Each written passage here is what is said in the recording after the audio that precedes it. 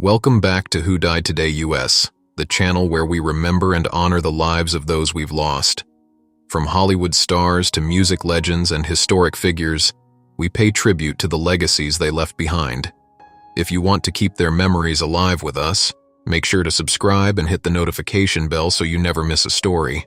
Kultida Woods, the mother of golf superstar Tiger Woods, has passed away at the age of 80. The news was announced by Tiger Woods in an emotional statement, describing his mother as his biggest fan and greatest supporter. No cause of death was disclosed. Born in Thailand, Kultida met Earl Woods, Tiger's father, during the Vietnam War. The couple married in 1969 and eventually settled in California, where they raised their only son, Eldrick Tiger Woods. She was a constant presence throughout Tiger's storied career, attending tournaments and supporting him through triumphs and challenges. Kultida played a significant role in shaping her son's discipline and work ethic. While Earl Woods was often credited with Tiger's golfing education, Tiger himself repeatedly emphasized his mother's strong influence on his character. In a 2017 interview, he recalled, "My mom was the enforcer.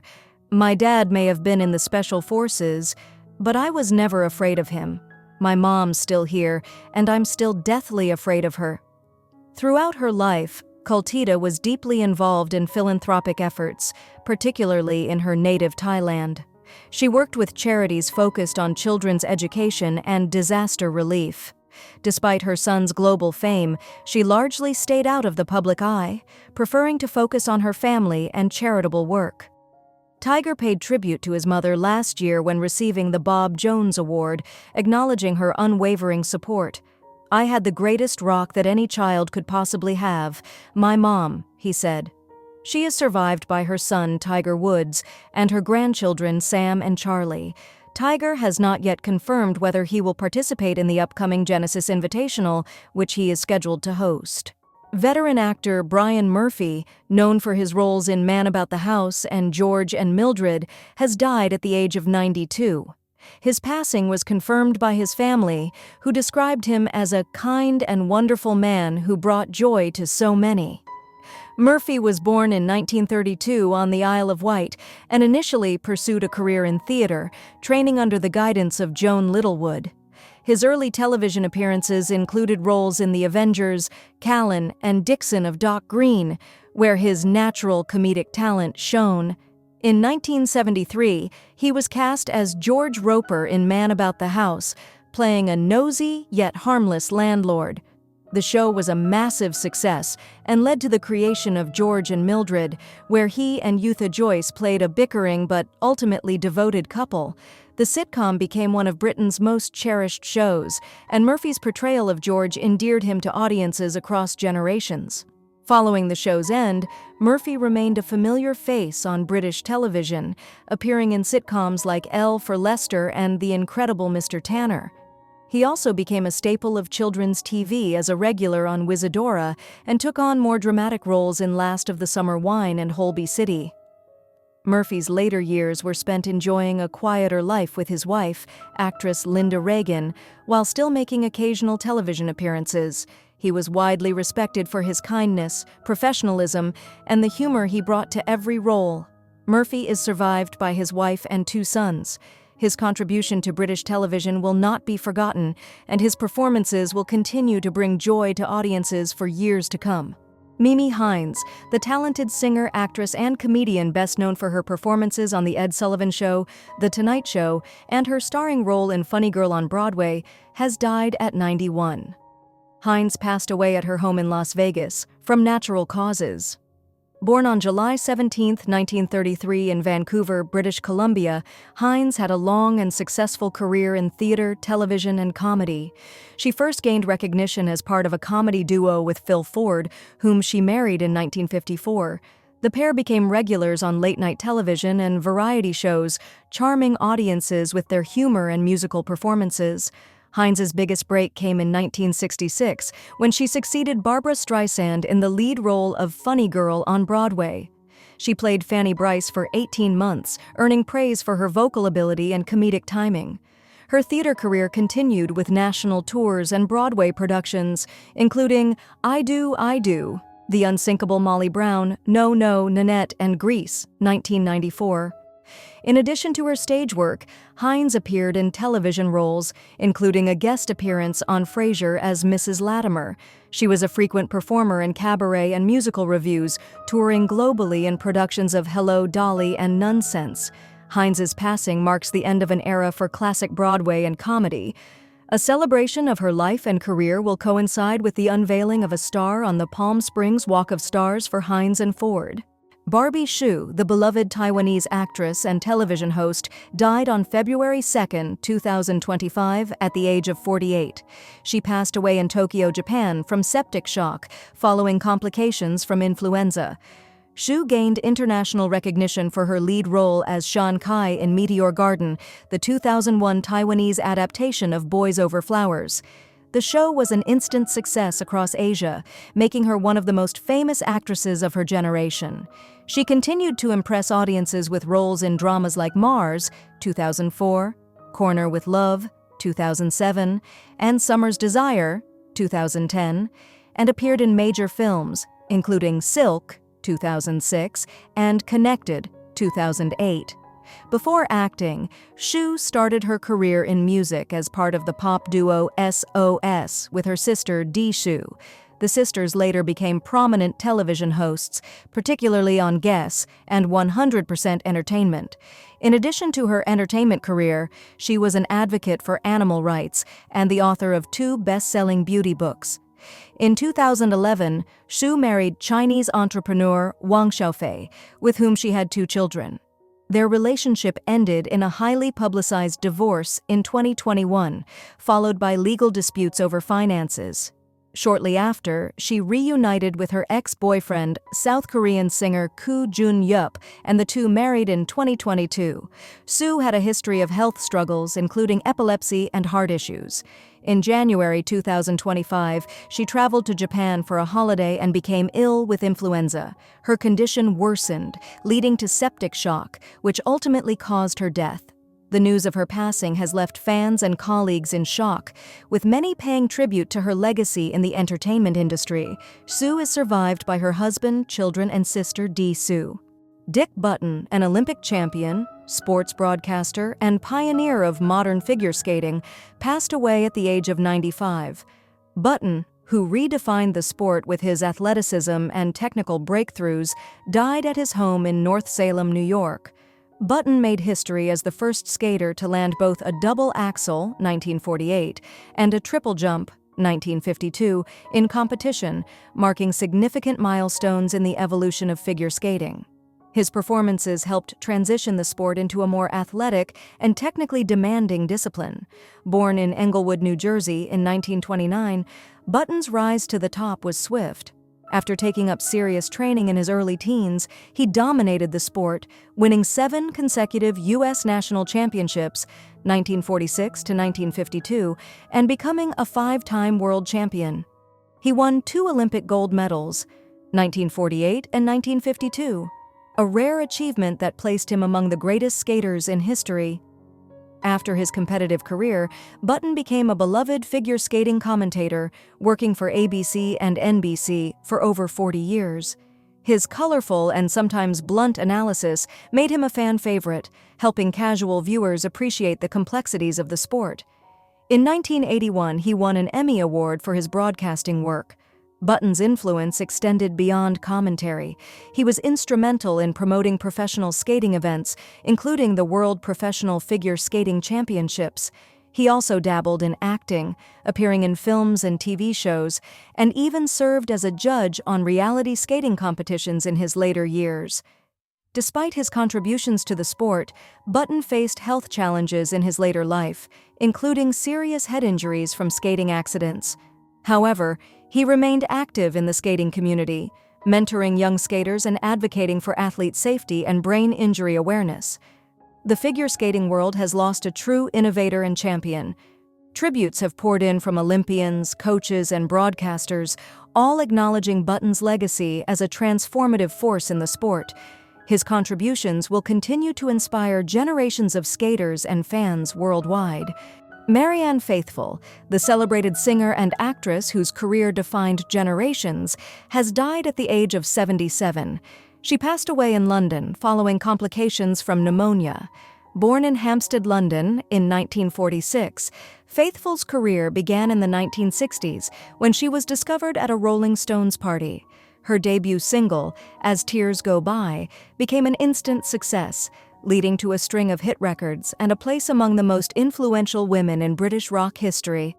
While her early career was marked by chart-topping folk-pop songs, she later became known for her haunting and deeply personal songwriting, particularly with albums like Broken English, 1979, and Strange Weather, 1887. Faithfull's personal life was as turbulent as her music. Her relationship with Mick Jagger, her struggles with drug addiction, and her battle with homelessness in the 1970s became widely documented. Despite these challenges, she rebuilt her career and emerged as a respected artist and performer. Beyond music, Faithfull acted in stage and film productions, working alongside legendary directors and starring in projects like I'll Never Forget What's His Name, 1967, and The Threepenny Opera, 1990s. She also published several autobiographies detailing her remarkable life journey. In later years, Faithfull was honored with numerous awards, including France's prestigious Commandeur of the Ordre des Arts et des Lettres. Her influence on rock music and culture remained immense, inspiring generations of musicians. Her final years were spent writing and recording, with her last album, She Walks in Beauty, 2021, showcasing her love for poetry and classical literature. Tributes have poured in from across the music industry, with fans and fellow artists remembering her resilience, talent, and contribution to modern music. Marianne Faithfull's voice may have changed over the years, but her spirit remained unshaken until the end. Claire Van Kampen, an esteemed English composer, director, and playwright, passed away on January 18th at the age of 71. She died in Kassel, Germany, following a battle with cancer. Van Kampen was widely recognized for her contributions to theater, particularly her role as the founding director of music at Shakespeare's Globe Theatre from 1997 to 2015.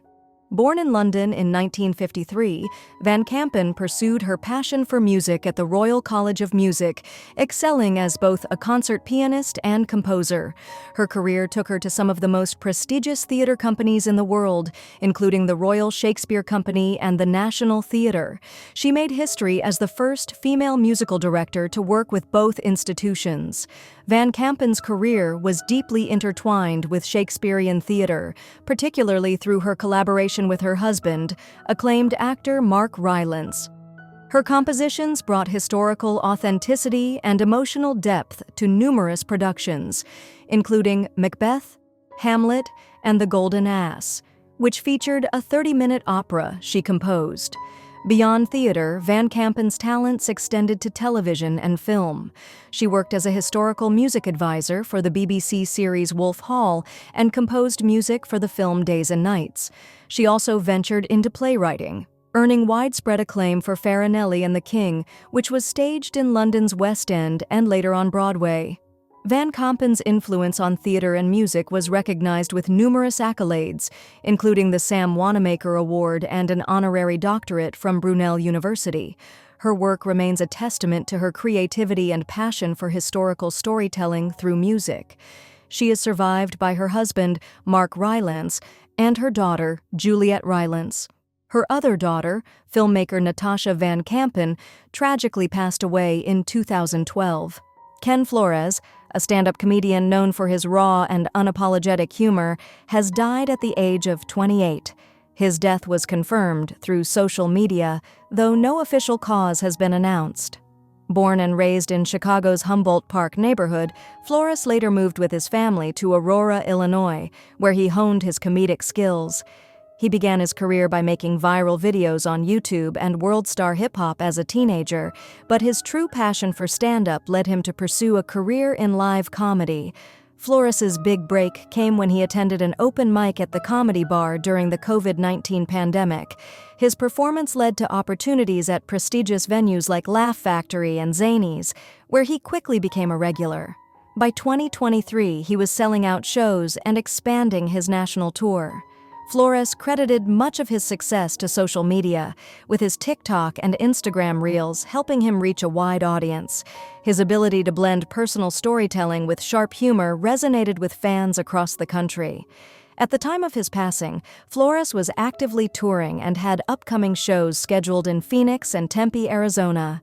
Tributes from fellow comedians and fans have flooded social media, with many remembering his talent, work ethic, and infectious energy on stage. Though his career was cut short, Ken Flores' impact on the comedy scene will not be forgotten. Peter Renaday, a beloved character actor and voice artist, has died at the age of 89. Renaday, best known as the voice of Splinter in the original Teenage Mutant Ninja Turtles cartoon, passed away his home in Burbank, California. Renaday was born Pierre Laurent Renaday in New Iberia, Louisiana, on June 9, 1935. His career in entertainment began in 1965 with an appearance in the television series Combat. However, it was in voice acting that he found his greatest success. His most iconic role came in 1987, when he was cast as Master Splinter, the mentor and father figure to the Teenage Mutant Ninja Turtles. His portrayal of the wise martial arts master made him a staple of 80s and 90s animation, with fans still fondly remembering his calm yet commanding voice. Beyond animation, Renaday was a frequent voice in Disney theme parks. He provided the voice of Abraham Lincoln in the Hall of Presidents and characters like Henry and Max in Country Bear Jamboree. His deep theatrical delivery made him a natural fit for narration and classic theme park storytelling. Renaday also found success in video games, most notably as Easy Pete in Fallout, New Vegas. His work in gaming further expanded his reach, introducing his voice to a new generation of fans. He was married to Florence Flo June Daniel from 1979 until her passing in 2011. She was a longtime Disney employee and musician, and the couple shared a deep love for entertainment. Renaday's passing marks the end of an era for fans of classic animation, theme parks, and voice acting. His contributions to film, television, and gaming will continue to be celebrated, ensuring his voice lives on for years to come. Breaking news. News 1. Hollywood icon. Sharon Stone, 66, is sharing new details about her near-fatal stroke in 2001, shedding light on her long road to recovery. During a candid interview on Good Morning Britain, Stone revealed that she suffered a 9-day brain bleed after her stroke was misdiagnosed during an initial MRI. It wasn't until her best friend pushed for a second opinion that doctors realized the severity of her condition and intervened. "Thank God they did, because it was almost too late," she shared. Her recovery took 7 years, and returning to Hollywood proved challenging. "The world moves on, and you can't just step back in like nothing's changed," Stone reflected, describing the difficulties of living with an invisible disability. Since regaining her health, Stone has become a passionate advocate for stroke awareness, working with the World Health Organization and the United Nations to help others recognize symptoms early. Now embracing life beyond acting, she has found joy in painting and lives by the mantra, "It's never too late to become yourself." Grateful for her journey, Stone continues to inspire with her resilience and determination. News 2. Actress Olivia Munn, 44, is sharing her courageous journey with breast cancer, emphasizing how early detection played a vital role in saving her life. In a recent interview, Munn revealed that genetic testing in April 2023 indicated a high lifetime risk for breast cancer. Despite receiving clear results from a mammogram and BRCA gene test, further evaluation uncovered tumors in both breasts. Acting swiftly, Munn underwent a double mastectomy, lymph node dissection, and additional procedures, all within a month of her diagnosis. She credits her loved ones for their unwavering support, including her partner, comedian John Mulaney, who helped care for their young son, Malcolm, during her recovery.